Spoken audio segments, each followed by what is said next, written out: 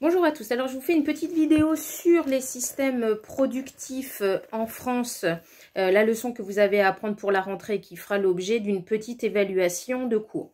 Alors, ces systèmes productifs, je vous rappelle, ce sont ces activités, soit dans le domaine agricole, soit dans le domaine industriel, soit dans le domaine des services, qui mettent en réseau un certain nombre d'acteurs qui vise à la commercialisation des biens qui sont produits.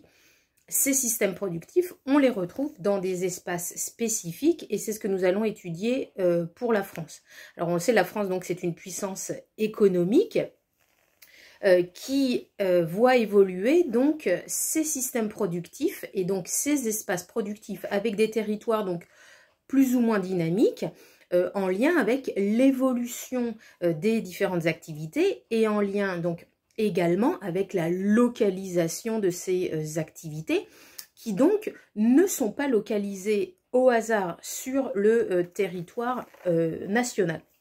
Alors, le premier élément à bien comprendre, c'est que l'économie française est insérée dans la mondialisation et que cela va énormément impacter la localisation des activités productives en France.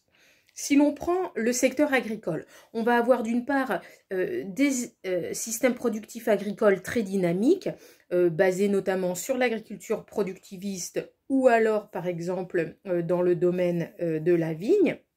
Et si ces secteurs sont productifs, c'est-à-dire qu'ils sont très dynamiques, qu'ils produisent énormément, qu'ils génèrent énormément de revenus, c'est parce que notamment ils s'insèrent dans des territoires qui sont très bien reliés, qui sont soit à proximité des métropoles et qui vont venir irriguer ces métropoles en produits agricoles, ou alors, donc avec des bassins de consommation importants, ou alors, et où qu'ils sont bien reliés, soit aux littoraux notamment, soit aux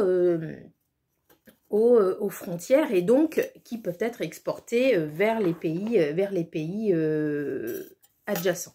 On a également en France une industrie qui est très variée.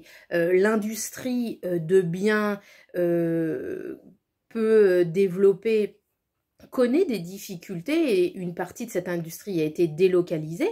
Par contre, en France, on a aussi une industrie beaucoup plus moderne, basée notamment sur les nouvelles technologies, qui s'insère dans ce qu'on appelle la nouvelle division internationale du travail et donc sur la séparation des activités dont certaines sont délocalisées à l'étranger, soit là où la main-d'œuvre est moins coûteuse, ou soit là où on va trouver les ressources nécessaires à la production des produits.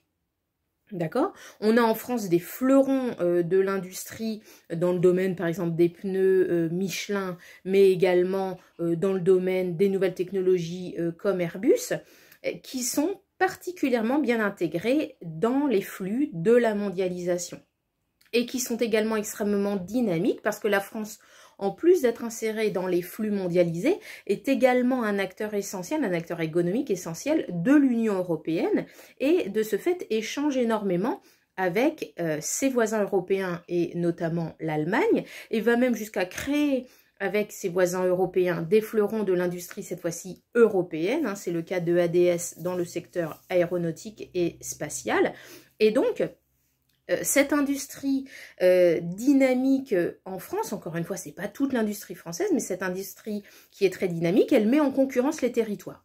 En somme, vous êtes EADS, où est-ce que vous allez implanter vos usines, là où vous allez avoir une main-d'œuvre qualifiée, mais également donc près des bassins de consommation et surtout dans des endroits, et c'est des territoires qui sont très recherchés, très valorisés, dans des endroits qui sont bien connectés, avec des réseaux de transport qui sont développés, diversifiés, efficaces pour écouler la marchandise. Alors, les facteurs et les acteurs de la localisation.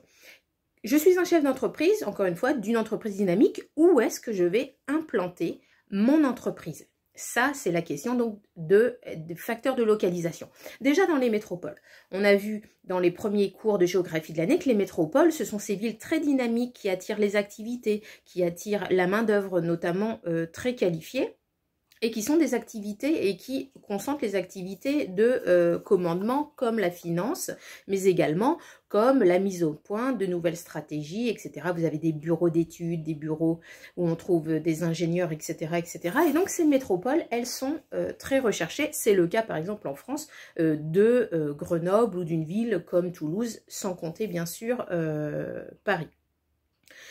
Et puis, ces métropoles, elles accueillent surtout beaucoup d'emplois dans le domaine des services, dans le domaine, par exemple, de la finance, dans le domaine de la banque et tous les autres domaines des services, par exemple, comme l'éducation et l'enseignement, mais aussi la culture et le tourisme. Et donc, ces métropoles, elles offrent toutes ces possibilités et c'est pour ça qu'elles sont très attractives et que surtout, donc, elles intègrent et elles attirent plutôt des systèmes productifs et donc ça signifie beaucoup d'entreprises.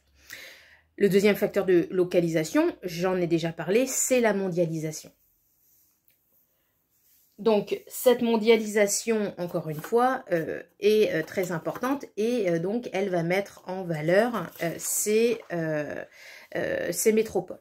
Les autres territoires très très dynamiques, ce sont les interfaces, les zones de contact. Alors, vous avez les littoraux, c'est là où on trouve les plus grands ports et par exemple la zone industrielle au portuaire du Havre, la zone industrielle au portuaire de Marseille qui sont très attractifs parce que c'est là qu'on peut importer les produits, qu'on peut les exporter. Souvent ces zones industrielles au portuaire, elles sont très bien reliées à un réseau de transport, autoroutes, voies ferrées et pour les entrepreneurs, et pour toutes sortes d'activités, c'est extrêmement intéressant. On parle donc de littoralisation de l'économie mondiale, mais donc également de l'économie française. Et ce terme-là, il faut bien le comprendre, la littoralisation, c'est-à-dire la concentration des activités économiques sur les littoraux.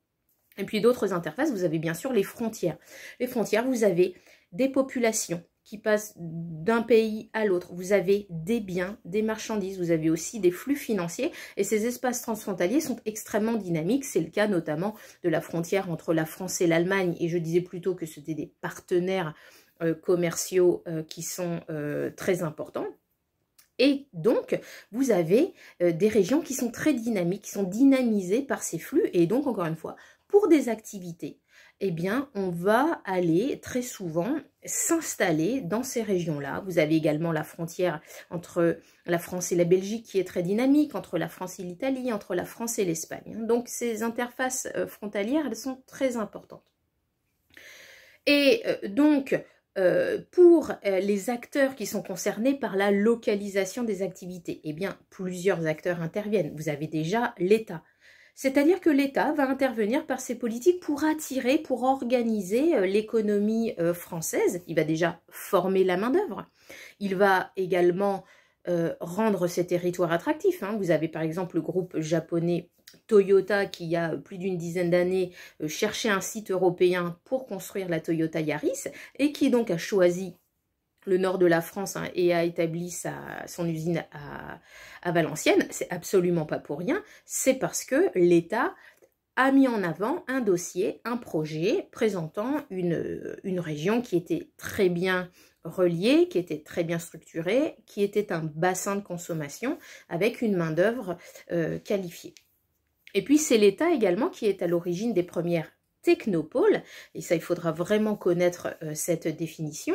Ce sont ces endroits, ces technopoles, on parle aussi de pôles de compétitivité, où se regroupent à la fois des centres de recherche, notamment dans le domaine de l'industrie et de l'industrie de pointe, des centres éducatifs, des universités, des IUT, et puis vous avez aussi donc bien sûr des entreprises spécialisées, c'est le cas de la Cosmetic Valley, alors c'est toute une grande région qui va du sud de Paris à Chartres, où on s'est spécialisé dans le domaine de la cosmétique.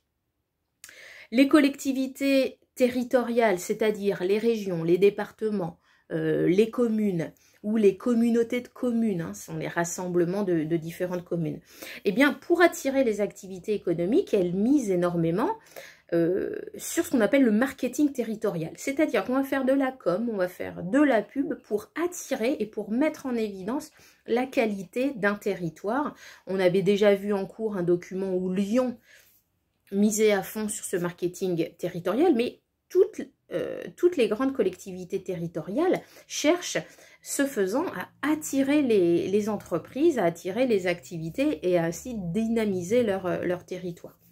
Ne pas oublier, bien sûr, le rôle, pour ce qui concerne de la France, de l'Union européenne, puisque des régions françaises, des collectivités territoriales reçoivent de l'argent en provenance de l'Union européenne, ce qui leur permet soit d'aider des activités économiques en difficulté, ou soit de pousser des activités, de les soutenir. C'est ce qu'on retrouve notamment dans certaines régions, par exemple dans le nord de la France ou ailleurs.